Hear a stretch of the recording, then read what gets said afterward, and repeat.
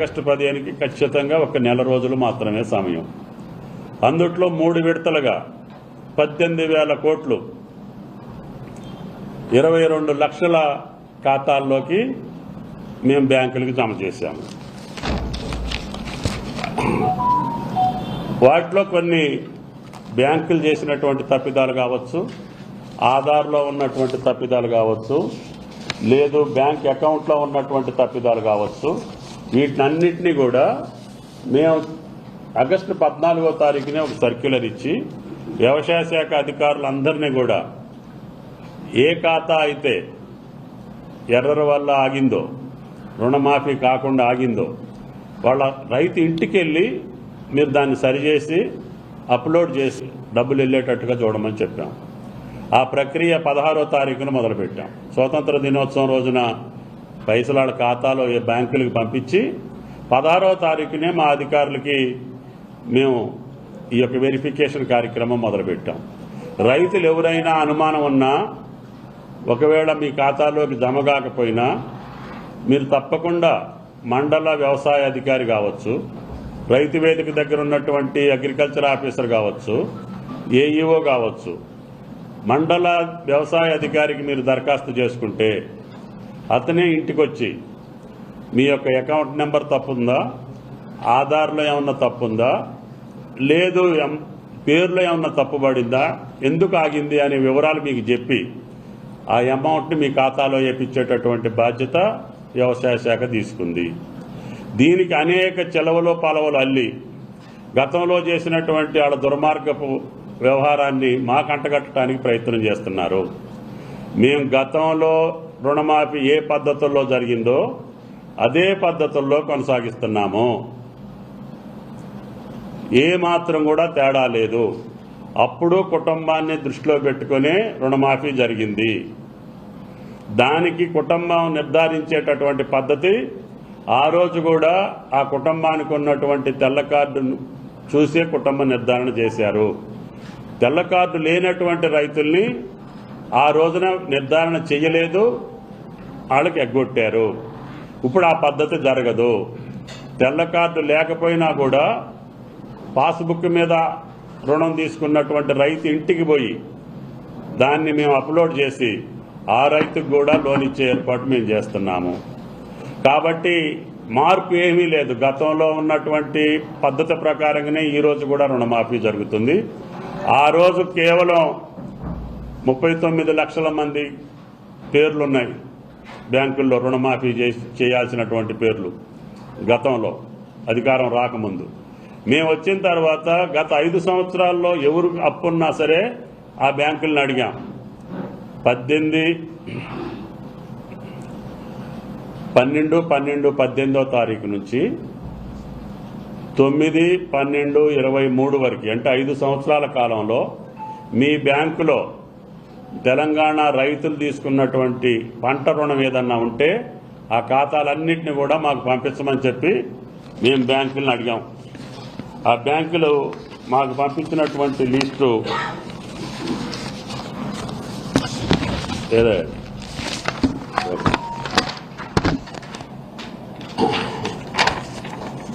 ఆ పెద్దలకు పంపిస్తాను. వాళ్ళు పంపించినటువంటిది 41,07,892 వాళ్ళ ఖాతా నెంబర్లో పంపించారు. 41,78,892 మంది మా దగ్గర అప్పు తీసుకున్నారని చెప్పి 40 బ్రాంచులు, ఈ రాష్ట్రంలో ఉన్నటువంటి 40 బ్యాంకులు, కార్పొరేషన్ బ్యాంకులు కావచ్చు, గ్రామీణ బ్యాంకులు కావచ్చు, కోఆపరేటివ్ బ్యాంకులు కావచ్చు, అందరిని అడిగాం. మా రైతులు 5 సంవత్సరాల్లో పంట రుణం తీసుకున్నటువంటి జాబితా మాకు పంపించండి, మేము వాళ్ళ రుణం తీర్చదలుచుకున్నాము కాబట్టి ఇవ్వమని చెప్పాం. ఇవ్వమని చెబితే ఇచ్చినటువంటి ఖాతాలు ఇవి. ఇప్పుడు ఆదుర్దా పడేవాళ్ళు కానీ, అధికారం పోయిందని నిర్వేదంతో ఉన్నోళ్ళు కానీ, నిరాధారమైనటువంటి ఆరోపణలు చేస్తున్నటువంటి పెద్దలు కానీ, గతంలో చేసినటువంటి దుర్మార్గపు చర్యలకి మేము పాల్పడాల్సినటువంటి అవసరం లేదు. మీరు వెళ్ళి ఈ బ్రాంచీల దగ్గరికి వెళ్ళి అడగండి, ప్రభుత్వానికి మీరు ఇచ్చినటువంటి లిస్టు ఇదేనా? ఒకవేళ ఎవళ్ళన్నా ఇంకా పంపించలేదని చెప్పి కొంతమంది బ్యాంకులు మా దగ్గరకు వచ్చి అడుగుతున్నారు, సార్ మాకు అప్పుడు డేటా హెడ్ ఆఫీస్కి మేము పంపించలేదు, మా డేటా కొద్దిగా మిస్ అయ్యింది అనేవాళ్ళు కూడా ఉన్నారు. అవి కూడా మేము సేకరిస్తున్నాం, అవి కూడా తీసి. కాబట్టి మేము ఆ రోజునే చెప్పాం, ఈ 41 లక్షల మందికి చిల్లరికి ఎంత అమౌంట్ ఉంది అని చెప్పి మేము చూసాం. చూస్తే 31,000 కోట్లు సుమారు మేము పే చేయాల్సినటువంటి పరిస్థితి వచ్చింది. ఆ 31,000 కోట్లు మేము చేయాల్సినటువంటి అవసరం ఉంది. దాంట్లో మేమన్న వాగ్దానం ముఖ్యమంత్రి గారు ఆగస్టు 15 లోపల 2 లక్షల వరకు మేము చేస్తాను, తర్వాత షెడ్యూల్ ప్రకటించి మిగతాయి కూడా చేస్తామని చెప్పాం. అందుకని ఆయన మాట నిలబెట్టడం కోసం మన జిల్లాలోనే వైరాలో రైతుల సమక్షంలోనే ఆగస్టు 15 రోజునే 18,000 కోట్ల రూపాయలు వాళ్ళ ఖాతాలకు పంపించాము. మీకు కూడా ఈ బ్యాంక్ లిస్టులు పంపిస్తాను, ఆ పెద్దలకు పంపించండి. మరి బ్యాంకులు పంపించిన ఇంత అయితే ఏడికెప్పుడు అర్ధరాత్రికి ఆలోచనట్టుగా అంతుండే ఎంతుంది అంతుంది ఎంతుంది అని చెప్తున్నారు. వాళ్ళు ఖాతాలు వాళ్ళు తీసుకున్నప్పుడు ఖాతాలు కూడా ఆ రోజున 40 లక్షలు వచ్చినాయి. ఆ రోజున ఈరోజు దగ్గర 42 లక్షలు వచ్చింది. అంటే రైతులు రెన్యువల్ చేసుకొని వ్యవసాయ అప్పు తీసుకునే రైతులు పెద్దగా పెరిగేది లేదు. ఈ రాష్ట్రంలో ఉన్న రైతాంగానికి మొత్తానికి అప్పు ఉన్నట్టుగా చెప్తున్నారు. మరి వాళ్ళు అప్పుడు 70 లక్షల రైతులు ఉంటే 40 లక్షలు ఎందుకు రాసుకున్నారు? ఇవాళ మేము మాకు పంపించిన లిస్టులో 42 లక్షల మంది వచ్చారు. ఇంకా కొద్దిమంది పెరుగుంటారు గత 5 ఏళ్లలో. మాకు వచ్చినటువంటి లిస్టు ప్రకారంగా మేము క్యాలిక్యులేట్ చేసి 2 లక్షలు ఇవ్వాలి అంటే ఇంతమందికి ఎంత అవుతుంది అని లెక్క చూసినప్పుడు 31,000 కోట్లు వచ్చింది.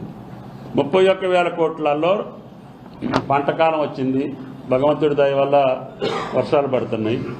కాబట్టి ఏదో రకంగా మనం ఆగస్టు 15 లోపల చిన్న సన్నకారు రైతులు ఎక్కువ మంది 80% 90% చిన్న రైతులు ఉంటారు. కాబట్టి 2 లక్షల లోపు వరకు మనం చేద్దాము, తర్వాత మిగిలింది ఫేజ్డ్ మేనర్లో చేద్దామని చెప్పి రాష్ట్ర ప్రభుత్వం కేబినెట్ నిర్ణయించింది. దానికి అనుగుణంగా మేము ప్లాన్ చేసుకున్నాం. 3 సార్లు 3 ఆర్లు 18, first phase, second phase, third phase ఒకే నెలలో. ఈ దేశంలో అదొక చారిత్రక సంఘటన.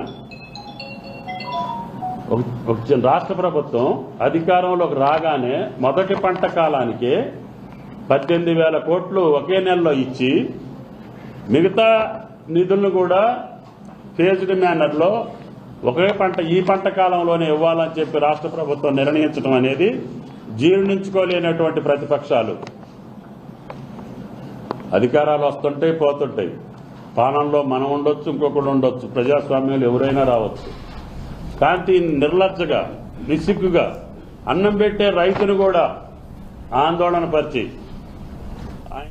ఆర్థిక భారమైన ఇచ్చిన మాట ప్రకారం 2 లక్షల రుణమాఫీ అమలు చేశామని రాష్ట్ర ప్రభుత్వం ప్రకటించింది. ఇప్పటి వరకు 22 లక్షల రైతు ఖాతాల్లో రుణమాఫీ డబ్బులు జమ చేశామన్న సర్కార్ ఆధార్ బ్యాంకు ఖాతాల్లో తప్పులున్న వారికి మాత్రమే రుణమాఫీ ఆగిందని పేర్కొంది. దశల వారీగా అర్హులైన వారందరికీ మాఫీ చేస్తామని మంత్రి తుమ్మల నాగేశ్వరరావు భరోసా ఇచ్చారు. రుణమాఫీపై విపక్ష నాయకులు విమర్శలు ఎక్కుపెడుతున్న వేళ రాష్ట్ర ప్రభుత్వం రైతులకు మరోసారి భరోసా ఇచ్చింది. రేషన్ కార్డు, ఆధార్లో తప్పులను సరిదిద్ది రుణమాఫీ అర్హులైన అన్నదాతలందరికీ చేయాలని అధికారులను ఆదేశించామని వ్యవసాయ శాఖ మంత్రి తుమ్మల నాగేశ్వరరావు తెలిపారు. రుణమాఫీ పొందలేని రైతులు వ్యవసాయ అధికారులకు దరఖాస్తు చేసుకోవాలని సూచించారు. రైతు వేదికలు, మండల ఆఫీసుల్లో అధికారులను పెట్టి వివరాలు తీసుకుంటామని తెలిపారు. 2 లక్షలకు పైగా రుణమున్న వారి విషయం కేబినెట్లో చర్చించి నిర్ణయం తీసుకుంటామని తుమ్మల వ్యాఖ్యానించారు. ఆంక్షలు లేవు. గత 5 సంవత్సరాల్లో ఉన్నటువంటి అన్ని ఖాతాలను కూడా ప్రభుత్వం బ్యాంకులను అడిగి తెప్పించుకున్నటువంటి లిస్టు మీ ముందు పెడుతున్నా. ఇంకా ఏదైనా బ్యాంకులు పొరపాటు చేసి ఉంటే, ఆ సమయానికి అందించలేని ఉంటే అవి కూడా సేకరించి వాటిని కూడా కరెక్ట్ చేస్తాము. వాళ్ళ వ్యవసాయ కార్యాలు ఎక్కడ కూడా భంగం కలగకుండా చూసుకొని రైతులు మీరు నిశ్చింతగా నిర్భయంగా గుండె మీద చేసుకొని వ్యవసాయం చేసుకోండి. కష్టమే, ఇబ్బంది ఉంది, అయినా సరే చేస్తామని చెప్పి విజ్ఞప్తి చేస్తున్నా. ముందు 2 లక్షల వరకు ఉన్నటువంటి రుణాలని క్లియర్ చేస్తున్నాం. అది అయిపోగానే 2 లక్షల పైన ఉన్నటువంటి రుణాలను కూడా షెడ్యూల్ ప్రకటించి ఆ యొక్క సమయానికి మేము రుణమాఫీ చేస్తామని చెప్పి విజ్ఞప్తి చేస్తాం. రైతు వేదికల నుంచి సాయంత్రానికి ఇక్కడికి రావాలి, ఇక్కడి నుంచి మళ్ళీ మా డైరెక్టరేట్కి రావాలి. రానాటినన్నింటినీ క్లియర్ చేసుకుంటూ పోతాము, అయ్యేదాకా ఊరుకోం. రుణమాఫీపై ఎలాంటి ఆంక్షలు విధించలేదన్న మంత్రి తుమ్మల బ్యాంకులు అధికారులు ఏమైనా తప్పు చేస్తే వాటిని సరిదిద్దే ప్రక్రియ కొనసాగుతోందని వివరించారు. రుణమాఫీ విషయంలో రైతులు ఆందోళన చెందకుండా వ్యవసాయ పనులు చూసుకోవాలని మంత్రి తుమ్మల విజ్ఞప్తి చేశారు. అధికారులను ఇంటింటికి పంపించి మరీ కుటుంబ నిర్ధారణ చేసి మాఫీ అమలు చేస్తామని మంత్రి అభయమిచ్చారు. తెల్ల కార్డు లేనటువంటి కుటుంబాలకి అధికారులు చేసేటటువంటి డేటా ద్వారా మేము నిర్ధారించి ఎక్కడా తప్పు జరగకుండా చూడాలనేది దాంట్లో మేము కుటుంబ నిర్ధారణ చేపిస్తున్నాం. ఇంటింటికి మా అధికారి వెళ్తాడు, వెళ్ళి ఆ కుటుంబాన్ని నిర్ధారించి అప్లోడ్ చేసి ఆడ ఖాతాల్లో కూడా నిధులు వేస్తాం. మేము అన్నటువంటి 42 లక్షల ఖాతాలు మా దగ్గర ఉన్నాయి. 31,000 కోట్లు మాకు అవసరం ఉంది అని చెప్పి మేము చెప్పాము. 2 లక్షల వరకు మేము రుణమాఫీ చేస్తామని చెప్పి ఆ అమౌంట్ వరకు బ్యాంకులకు పంపించాము. కాని ఖాతాలుంటే ఈ వెరిఫికేషన్ చేసిన తర్వాత తప్పకుండా ప్రతి ఒక్కళ్ళకి వచ్చేటట్టుగా మా శాఖ ప్రయత్నం చేస్తుంది.